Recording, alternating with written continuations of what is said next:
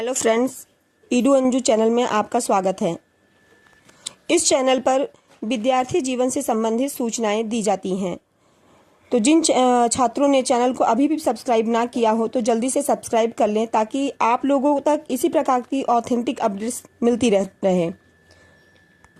तो चलिए शुरू करते हैं। पहली सूचना है, प्रयागराज के जो विद्यार्थी हैं उनके लिए रोजगार अधिकार अभियान के तहत 22 जून को शाम 5 से 6 बजे दुर्गा पूजा पार्क सलोरी में संवाद का कार्यक्रम रखा गया है। कौन कौन से बिंदु होंगे इसमें? देश प्रदेश में बेरोजगारी के सवाल पर कैसे युवाओं को एकजुट किया जाए, सरकार को रिक्त पदों को भरने व बेरोजगारी की समस्या के निराकरण हेतु कैसे दबाव बनाया जाए, बेरोजगारों के अलग अलग समूह आंदोलन कर रहे हैं, इनको कैसे एक प्लेटफॉर्म पर लाया जाए। उत्तर प्रदेश सरकार का दावा है कि दोनों कार्यकाल में 8 लाख सरकारी नौकरियां दी गई हैं, जबकि यह सच्चाई से परे है। परिषदीय विद्यालयों से लेकर के माध्यमिक शिक्षा, उच्च शिक्षा समेत स्वास्थ्य, बिजली, सिंचाई आदि हर बड़े विभाग में बड़े पैमाने पर पद रिक्त हैं। एक अनुमान के अनुसार प्रदेश में लगभग 6 लाख से ज्यादा पद रिक्त हैं। वहीं प्रदेश भर में तकरीबन 1 करोड़ पद रिक्त हैं। रोजगार संकट का सीधा संबंध मौजूदा अर्थनीति से है। इन सवालों को लेकर के युवाओं समेत समाज के सभी हिस्सों में व्यापक स्तर पर समाज कैसे स्थापित किया जाए ताकि रोजगार विरोधी नीति में बदलाव के लिए जन दबाव बनाया जा सके। नेशनल कोऑर्डिनेटर राजेश, रोजगार अधिकार अभियान के तो जो भी विद्यार्थी हों आपके आसपास तो शाम 6 बजे दुर्गा पूजा पार्क सलोरी में आ सकते हैं। अगली जो सूचना है, लखनऊ के लगभग 400 विद्यालय हैं वह विलय होने की सूचना 2 दिन पहले समाचार पत्रों के माध्यम से दी गई थी। 75 के 75 जिलों में पत्र भेज दिया गया है विलय को लेकर के, और प्रयागराज में भी 414 स्कूलों पे संकट गहरा गया है। न्यूज़पेपर में लिखा है कि 50 से कम छात्र वाले जिले के 414 स्कूलों पे गहराया संकट। स्कूलों के पेयरिंग आदेश के बाद बड़ी अध्यापकों की बेचैनी। बीयू चिन्हित विद्यालयों का स्थलीकरण भ्रमण कर पेयरिंग का देंगे प्रस्ताव। प्रसिद्ध स्कूलों के मर्जर आदेश के बाद से कम छात्र संख्या वाले स्कूलों के शिक्षकों की बेचैनी बढ़ गई है।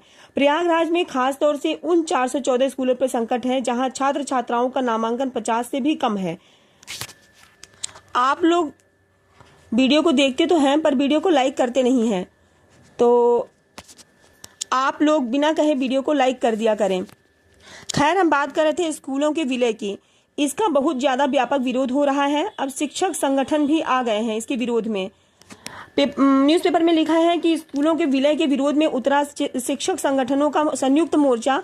सभी शिक्षक संगठन प्रदेश में कम नामांकन वाली परिषदीय स्कूलों के विलय का विरोध बढ़ता जा रहा है।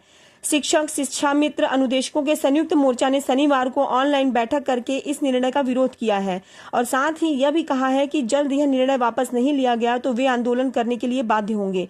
संयुक्त मोर्चा के प्रांतीय सचिव दिलीप चौहान ने बताया है कि विद्यालयों के विलय से वह बच्चे जो गरीब तबके से आते हैं, जिनके पास विद्यालय तक जाने का कोई संसाधन नहीं है, ऐसे बच्चे अपने घर के पास के विद्यालय में शिक्षा पाते थे, वे प्रभावित होंगे।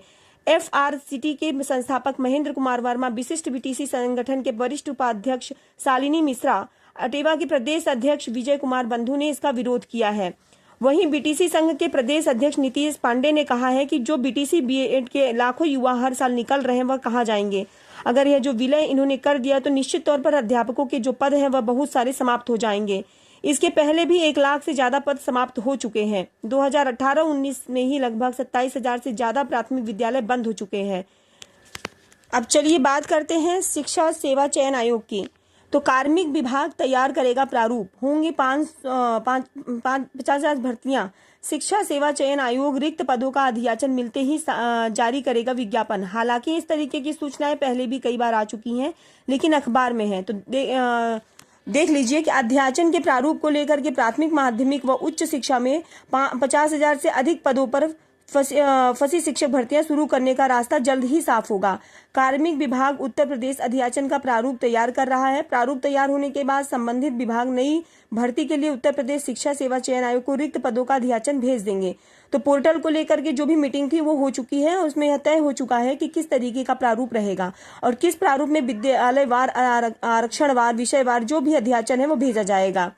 आयोग के गठन को 2 वर्ष पूरे होने वाले हैं। आयोग को बेसिक माध्यमिक उच्च शिक्षा विभाग में शिक्षकों की पदों पर भर्ती करनी है, लेकिन संबंधित विभागों से रिक्त पदों का अधियाचन नहीं मिलने से नई भर्ती शुरू नहीं हो सकी है।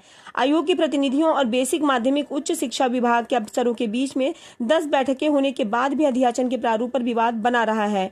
आयोग के सूत्रों के मुताबिक अगर संबंधित विभागों ने समय से अधियाचन भेज दिया होता तो अब तक परिषदीय विद्यालयों में सहायक अध्यापक के तकरीबन 30,000 पदों पर अशासकीय माध्यमिक में 27,000 पद वही हैं 68,500 वाले। अशासकीय माध्यमिक विद्यालयों में प्रशिक्षित स्नातक टीजीटी और प्रवक्ता पीजीटी के 20,000 से अधिक और अशासकीय महाविद्यालयों में तकरीबन 15,000 पदों पर भर्ती की जो प्रक्रिया है वो शुरू हो जाती। असिस्टेंट प्रोफेसर का विवाद खत्म होने के बाद विवाद वो खत्म हो चुका है।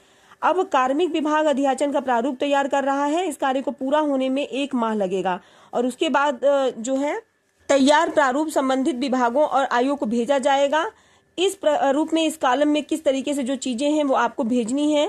प्रारूप तैयार होने से लेकर अधियाचन मिलने में लगभग 2 महीने का समय लग जाएगा और 2 महीने बाद नई शिक्षक भर्ती का विज्ञापन जारी किया जाएगा। वहीं पर टीजीटी पीजीटी की पुरानी भर्तियों को लेकर के भी बताया गया है कि आयोग ने विज्ञापन वर्ष 2022 के तहत टीजीटी पीजीटी भर्ती परीक्षा की तिथि को लेकर के अभी स्थिति स्पष्ट नहीं है। पीजीटी परीक्षा अगस्त के अंतिम सप्ताह में संभावित है। 21 और 22 जुलाई को प्रस्तावित टीजीटी की परीक्षा भी टलने के आसार हैं। इन दोनों परीक्षाओं को लेकर के असमंजस है। पीजीटी की परीक्षा 3 बार और टीजीटी की परीक्षा 2 बार टल चुकी है। अगली जो सूचना है वह पीजीआई की है। पीजीआई में नर्सिंग के 1,397 पदों पर भर्ती आ गई है। आवेदन भी शुरू हो गए हैं। संजय गांधी पीजीआई में नर्सिंग समेत अन्य पदों पर भर्ती के लिए आवेदन की प्रक्रिया शुरू हो गई है। आवेदन की अंतिम तारीख 18 जुलाई है।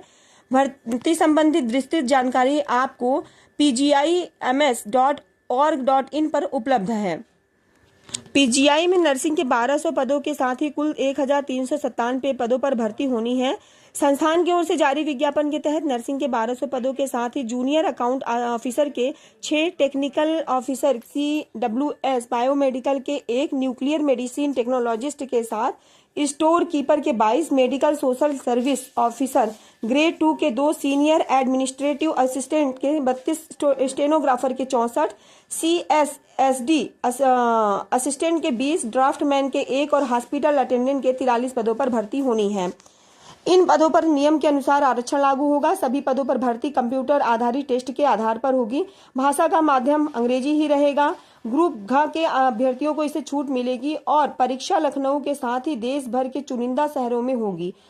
अगली और अंतिम जो सूचना है उत्तर प्रदेश लोक सेवा आयोग से पूछा गया संदिग्ध लोक सेवकों पर कार्रवाई की जो मंजूरी है उत्तर प्रदेश लोक सेवा आयोग यह स्पष्ट करे कि सीबीआई की ओर से कई पत्र जारी होने के बावजूद आयोग ने संदिग्ध लोक सेवकों के खिलाफ सीबीआई को कार्रवाई की मंजूरी क्यों नहीं दी। यह मांग उन अभ्यर्थियों की है जिन्होंने भर्ती परीक्षाओं में धांधली के खिलाफ सीबीआई के समक्ष अपने बयान दर्ज कराए। सीबीआई निदेशक प्रवीण सूद की ओर से मुख्य सचिव को भेजे गए पत्र में स्पष्ट कहा गया है कि परीक्षाओं में धांधली के मामले में 3 संदिग्ध लोक सेवकों के खिलाफ कार्रवाई के समक्ष प्राधिकारी से मंजूरी मिलने का अगस्त 2021 से इंतजार हो रहा है।